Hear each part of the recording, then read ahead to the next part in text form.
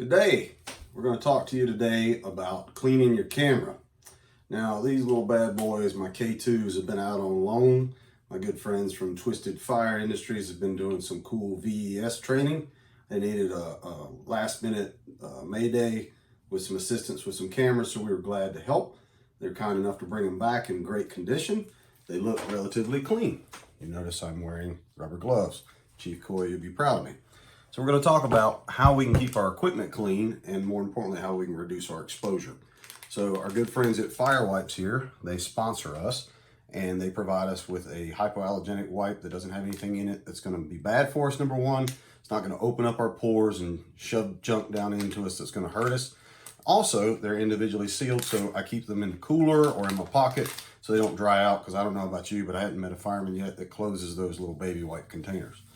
Look how big this is, okay? We need that because we're messy. We have lots of surface area. And as we get older, we have more surface area. You agree with me there? We are going to wipe it down with a fire wipe. Now, what I'm going to tell you is that when you clean your camera, you don't want to use solvents, period. That's against, if you read the instructions, they don't recommend you do that. It'll break down the camera, the outside of the housing, could cause you some issues and possibly void the warranty. So you don't want to do that. So you want to use regular soap and water. Your contacts, as far as your charging points, you want to clean them with alcohol wipes and your germanium window. So we're going to wipe all this down really good. Just a rough decon. It still smells like fire.